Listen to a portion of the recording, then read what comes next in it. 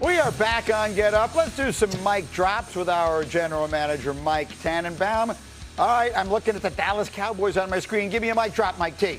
The Dallas Cowboys are going to win the NFC East as on the strength of this new defense led by Christian Parker. They went out and they drafted, we're looking at Caleb Downs here, Malachi Lawrence, and then you think about Grady, some of the other things that they did, adding Rashawn Gary, and then, and this is Jayshon Bond, from Good Michigan. player from Michigan. Yep, and then you mentioned earlier, Green, they have two guys coming back that were injured last year. DeMarion Overshone played in 6 games. Shavon Ravel played in 7 games. So they got young talent coming off of injury. They got Rashawn Gary, Quinnen Williams with all those aforementioned additions paired with a really good offense. They're going to win the division. Hawk, it's a pretty simple question. Did the Cowboys do enough? Have they done enough to shore up their defense to make them, in your mind, the favorites to win the jam-packed NFC East?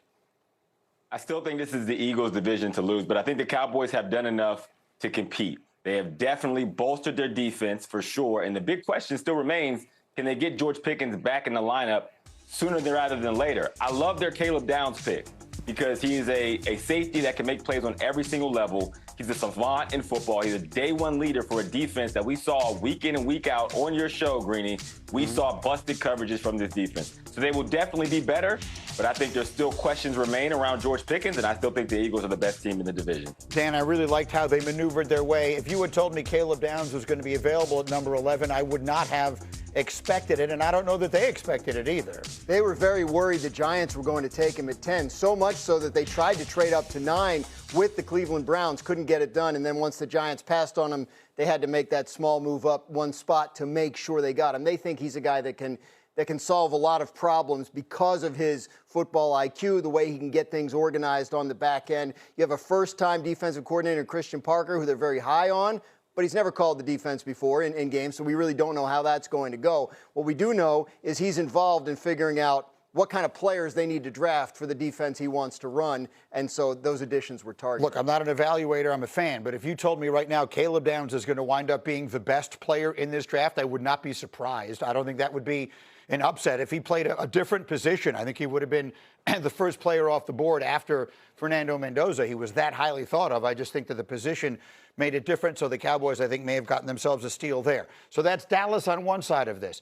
Give me a mic drop involving an AFC powerhouse that we didn't see so much of last year. Greedy, the Kansas City Chiefs are going to win the AFC West. It's built based on the strength of their defense and what they did in the draft, starting with Mansour Delane, corner, LSU. I thought he was the best corner by far in the draft.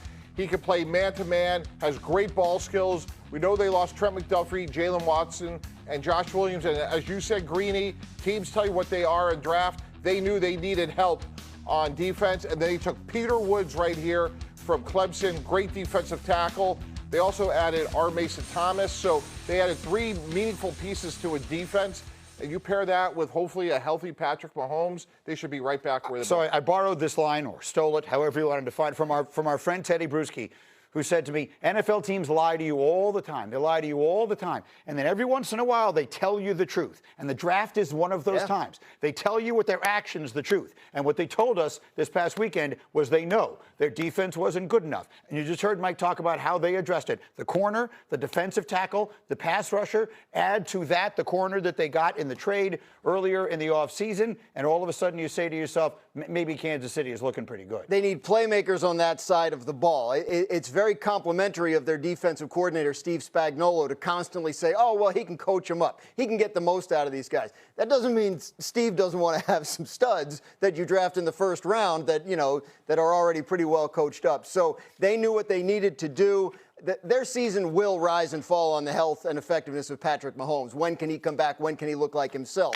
But assuming that happens, they knew they needed playmakers on the defensive side of the ball, and they feel like they got a couple. Well, that's the question, is do they have enough of that, Hawk? I remember at some point we had a conversation here. If you're Patrick Mahomes, he's got to get healthy first and foremost. We hope that he does. And as soon as he's back at something close to 100%, if I'm him, I think I would like to, at some point, stop hearing people on shows like Get Up say, well, he'll just elevate what they've got. He'll just take whatever they've got. Do they have enough around him, Hawk? Let's say the defense is better, which it should be. Do they have enough around Mahomes to be ready for another run this quickly? I mean, right now I would say no.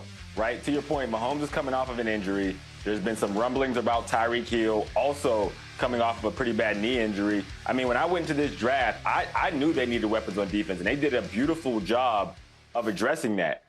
I wouldn't have been shocked if they went with a receiver in the first round, let alone round second or third or beyond, because the consistent thing that we've said about this offense is they don't have enough help for Patrick Mahomes. Now, if there's going to be one position you're going to lean on to fill in the gaps, it's going to be Patrick Mahomes in the quarterback position. But that being said, I still have a ton of questions around their firepower with an aging Travis Kelce, or I should say fully aged Travis Kelce, who has contemplated retirement in multiple offseasons.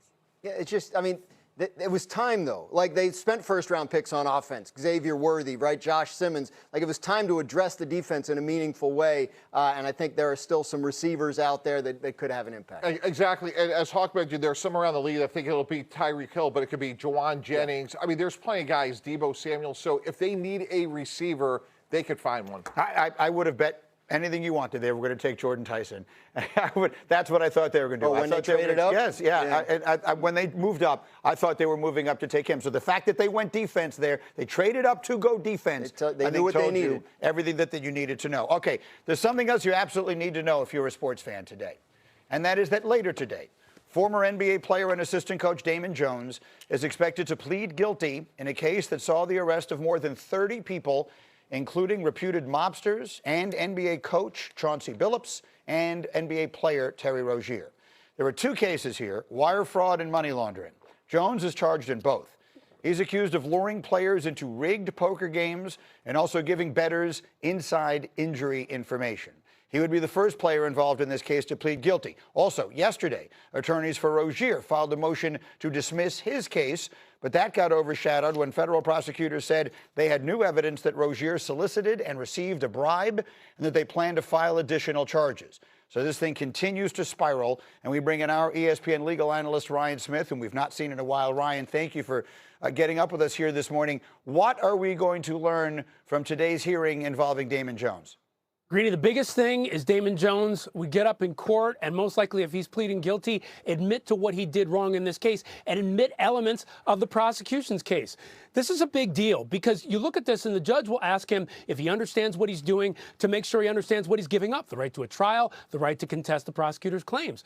But he will either get up there and read from a statement about what he did wrong, or the prosecution will ask him, did you do this? Did you do this? And he'll have to admit it. That becomes big in a case like this because this is the first person to come forward and prove elements of the prosecution's case through the guilty plea. We're not likely to have a sentence today. Today is mostly about owning up to responsibility for Damon Jones, and the sentencing likely comes later. Okay, and then how will today impact the other cases that are involved here?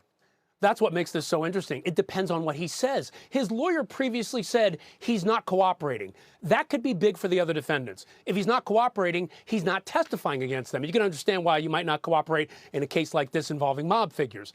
But on the other hand, if that's changed in any way and he is cooperating, that could affect everyone in this case. Who would he be testifying against? What would he be saying? What would he be saying about their involvement? And when you talk about somebody like Terry Rozier and the others involved in this case, plea deals tend to start a domino effect. Other people start to come forward. They start to want their own deals. The longer you wait, the worse your deals are. So if somebody like Terry Rozier is getting charges added to his case, does he look at something like this, a case that Damon Jones is involved in with him, not necessarily connected, and say, do I now make a deal? Do I now feel the pressure? So this puts pressure on everybody else in the case to make a deal, and it's a huge day for the prosecution because now you've got somebody out there saying the elements of your case, they make sense because I'm admitting to them. All right, Ryan, we'll lean on you for analysis of this as it goes forward. Thanks for getting up with us early this morning. We'll see what happens today in court. Meanwhile, what's coming up here on the program is the Magic Show in Orlando. The Pistons now facing elimination, and the Joker keeping Denver alive. We got those highlights and more as we roll on into hour number 2 with Get Up on ESPN.